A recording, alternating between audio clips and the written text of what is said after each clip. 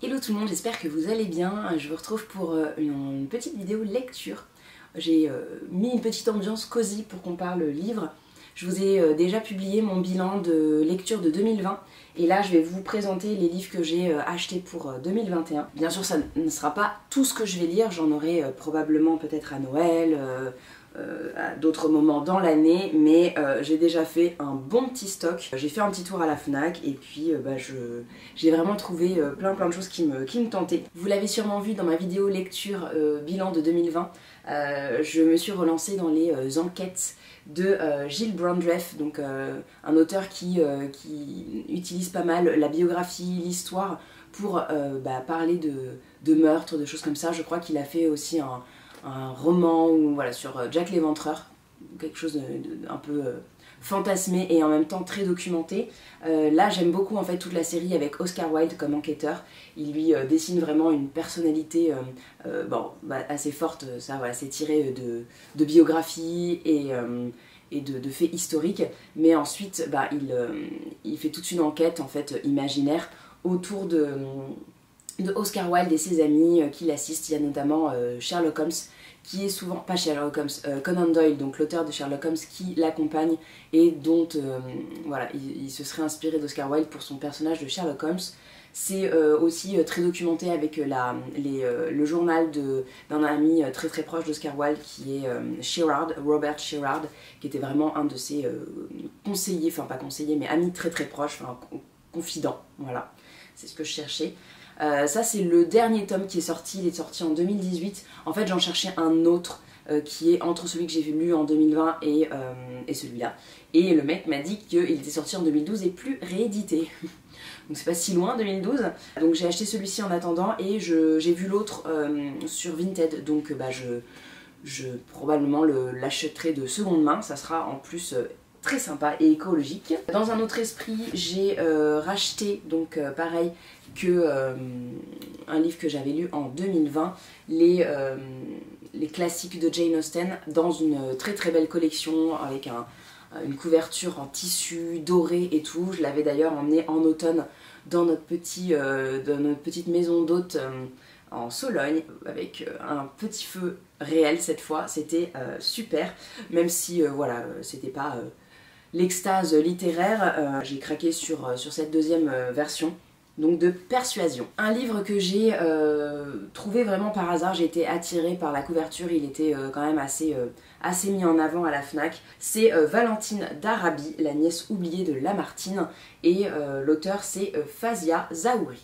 Et j'avais jamais entendu parler de cette femme. J'ai lu la 4e de couverture et je me suis dit que ça devait être super intéressant.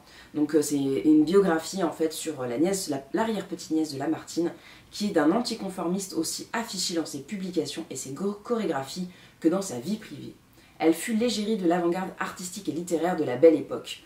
Donc déjà, voilà, ils m'ont eu à anticonformiste, Belle Époque. Je me suis dit, waouh, ça doit être une femme hyper intéressante, donc voilà, je me le suis acheté. Elle a côtoyé plein d'artistes comme j'ai vu Rodin, Satie, Ravel, Mucha, Chagall, Stravinsky, voilà, vraiment elle a dû avoir une vie passionnante et elle doit pas être très connue, et en plus je la trouve très jolie. Un petit polar, lui aussi il était en tête de gondole, c'est Le bal mortel à Honey Birch.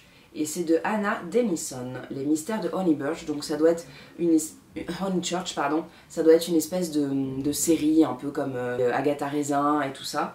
Mais j'ai bien aimé pareil, la 4e de couverture. Une canalisation qui éclate et c'est le drame au manoir de Honeychurch. Le fabuleux plafond en stuc est ruiné, au point que pour couvrir les réparations, les propriétaires aristocrates, forcément désargentés, doivent vendre aux enchères des dizaines d'œuvres d'art. Cat Stanford, la célèbre antiquaire qui habite une maison du village, est appelée à la rescousse pour estimer les biens. Au cours de ses investigations, elle découvre une mystérieuse pièce secrète. Mais l'excitation est vite remplacée par l'effroi lorsqu'elle tombe sur le cadavre momifié d'une femme en costume de Cléopâtre. Donc pareil, Cléopâtre, je me suis dit, waouh, trop bien. Je pense pas que ce soit de la grande littérature, mais bon, c'est toujours très agréable à lire. Ensuite, il y avait aussi ce livre de Jim Fergus, Les Amazones. Et j'en avais entendu parler, alors je sais plus comment ou quoi, mais je m'étais dit, ça a fait tilt quand je l'ai vu, je me suis dit, ah, je crois qu'il faut que je le lise celui-là. Donc elles étaient 1000 femmes blanches troquées jadis par le chef Little Wolf contre autant de chevaux. Après la bataille de Little Bighorn, quelques survivantes décident de prendre les armes contre l'État américain, accapareur de terres et massacreur d'une culture séculaire. Cette tribu fantôme d'Amazone, guerrière indomptable, insoumise et rebelle, va passer dans la clandestinité pour livrer une bataille implacable qui se poursuivra de génération en génération. Je sais pas trop si c'est romancé ou si c'est tiré de faits réels, mais ça m'a plu. Il y a pas mal de lectures un peu engagées, un peu féministes et tout ça. J'avais déjà commencé en 2020, mais là, 2021, on continue, on ne change pas les bonnes habitudes. Ensuite, suite aussi à une lecture de 2020 que j'avais beaucoup aimée, j'ai acheté cette enquête, je pense, de Antonio Garrido, La Scribe. Donc pareil, c'est tiré de faits historiques, de personnages réels, et bien sûr une histoire totalement inventée, mais ça avait été le cas pour Le Lecteur de cadavres, que j'avais adoré. Donc francophonie, en 799, à la veille du sacre de Charlemagne, fille d'un céleste scribe byzantin, Teresa est apprentie parcheminière. Un drame l'oblige à quitter sa ville et à se réfugier dans la cité abbatiale de Fulda. Là, elle devient la scribe du moine Alcuin d'York, véritable Sherlock Holmes en robe de bure, qu'elle assiste dans ses enquêtes. Mais elle découvre que, dans sa fuite, elle a emporté à son insu un précieux parchemin qui pourrait bien sceller l'avenir de la chrétienté. Bon, je vous lis pas tout, mais voilà, bon, on a envie de savoir. Et pour le coup, c'est un auteur espagnol qui a énormément de références historiques, enfin vraiment comme un chercheur, hein, comme un historien. Il a vraiment une culture historique, ou en tout cas il a fait des recherches pour ses livres qui sont très très documentés. C'est ce que j'avais beaucoup aimé dans Le Lecteur de cadavres, donc je vous ai parlé dans ma précédente vidéo. Mona Chollet, ça aussi c'était une découverte de 2020. Suite du coup à la lecture de Sorcière, j'ai vu celui-ci juste à côté dans le tête de gondole. Beauté fatale, les nouveaux visages d'une aliénation féminine. Et c'est vrai que c'est des espèces d'essais qui vous poussent un peu à la réflexion, qui vous ouvrent d'autres portes, qui vous poussent un peu à réfléchir. Je suis pas forcément toujours d'accord avec tous les points. Il y a des choses des fois où on se dit bon, commençons déjà par la base. Toujours est-il que ça pousse vraiment à la réflexion et j'aime vraiment beaucoup voilà, réfléchir de temps en temps. Oui, j'aime réfléchir. Ça va être la postée, tiens. Un autre petit roman policier, c'est Le Cercle des Derniers Libraires de Sylvie Baron.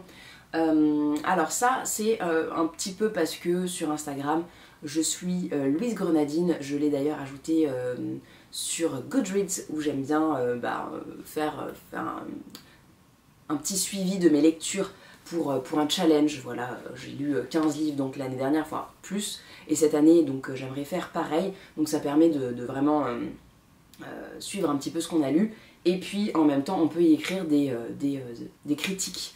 Alors je ne l'ai pas encore fait, j'avoue je pourrais le faire quand je finis un livre, mais je prends pas le temps, j'ai déjà tellement de choses à faire, et puis voilà, pour le peu de gens on va dire qui me suivent là-bas, je sais pas si ça a un grand intérêt. Enfin bon, déjà je les note, c'est déjà pas mal. C'était une lecture commune pour son petit book club. Donc je vais le lire en retard puisque je l'ai prévu pour janvier, du coup.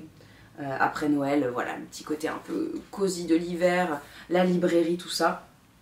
J'ai même pas lu en fait le résumé, j'ai juste suivi le mouvement. Et puis Les Sorcières de Pendle, que j'ai aussi prévu de lire en début d'année.